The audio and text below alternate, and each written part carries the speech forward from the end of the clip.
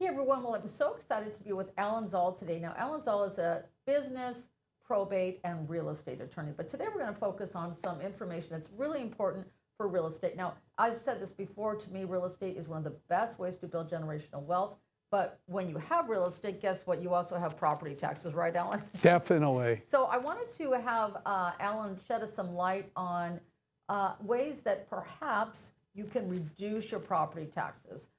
So tell us about that, Alan. Sure. I was appointed to the Assessment Appeals Board, and what we do is when people file paperwork to appeal, it applies to real estate taxes for residential and commercial. But what a lot of people don't realize is it also applies to business inventory. So if a business has computers or printers or desks or manufacturing equipment, they will also be assessed on that personal property. So it's not only real property, it's business property. Okay. Now, let me mention a few other things that I think would be helpful. If people do want to appeal, there is no charge to go ahead and appeal. And what happens is you would go to a hearing.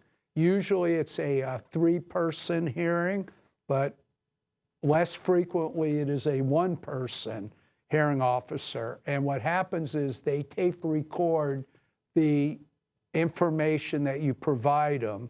Now, as a practical matter, you need to know that you have to provide 6 copies of your evidence that you are going to present to the hearing officer or officers. Well, let me ask you a question, Alan.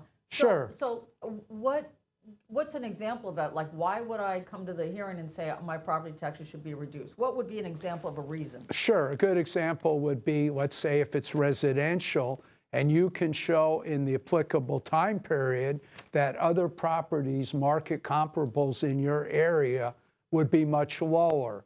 Now, you can go back in time, but they have a rule that as of the lien date, January 1 of the year that you are going to be appealing, you can only go forward 90 days with your comps. Oh, okay. So you can go further back, but the key is to try to find properties that are very comparable.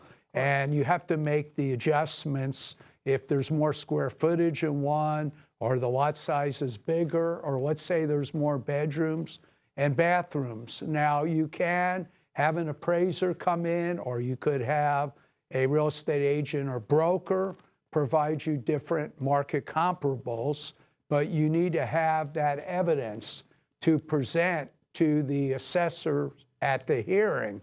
Now, the assessor will be there. The applicant will also be there. The other important thing I would say is definitely if you think that your real estate is assessed at too high a number, please call the assessor's office and talk to him prior to the hearing, because you may not need to go to a hearing. You may be able to negotiate with the assessor if you provide them the evidence that you have. Now, on a commercial property, you're looking more at the income approach. What type of rent can you get, and are you getting, based on your rent rolls, and they will look at that. So depending upon the type of property, there's different methods that are used. For residential, it would basically be market comps. Okay, now when it comes to residential, though, think about this. Properties haven't gone down, don't go down much here, except for 2 years ago when things were going crazy. Everyone was Correct. paying 150, 200 over. So now there might be some level setting, perhaps? Yes, Or and maybe you paid a lot and you want to bring your property taxes down because of that, correct? correct. Yeah, in a lot of areas it's flat, or it may have even gone down. Okay. Whereas you're right, there was a time period where there was a lot of overbidding, Right. and people probably paid more than potentially they should have. And so they need to review the tax bill when they get it Maybe in the bring that mail. down. Okay, that's good to know. Sure. Yeah, definitely. And then the other thing I will mention is that it's important, if people live in a primary residence, that they can go ahead and file for a homeowner exemption, because that will reduce your assessed value by $7,000.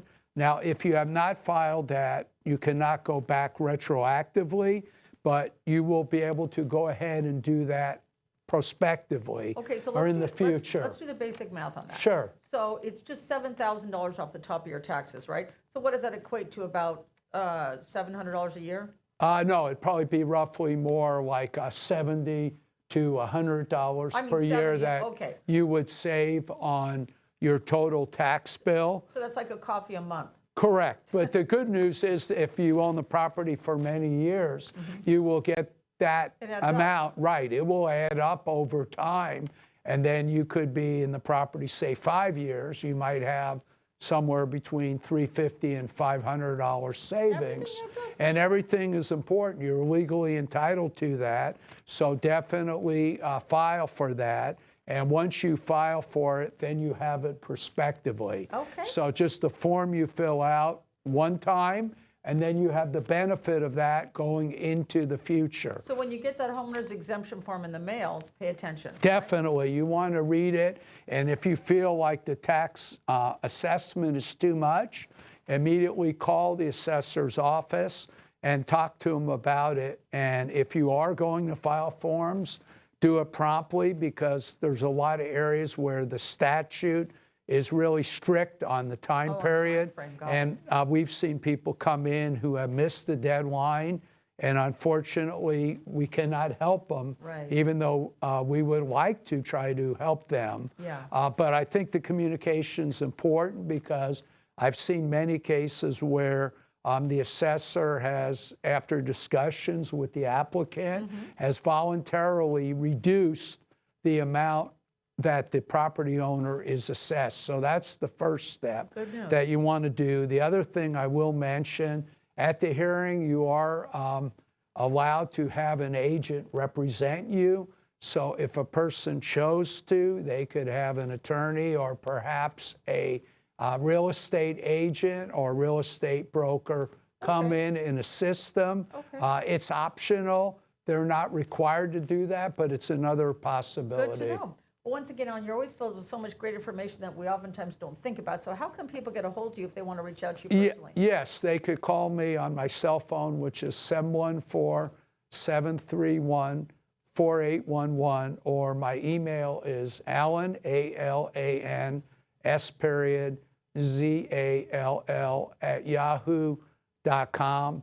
I think it's terrific that Jules is providing this information, because a lot of people may not be aware of it because they're in other fields and they don't really have the opportunity to study all the different rules and That's right. regulations. I'm a realtor, not an attorney, so thank you. Correct.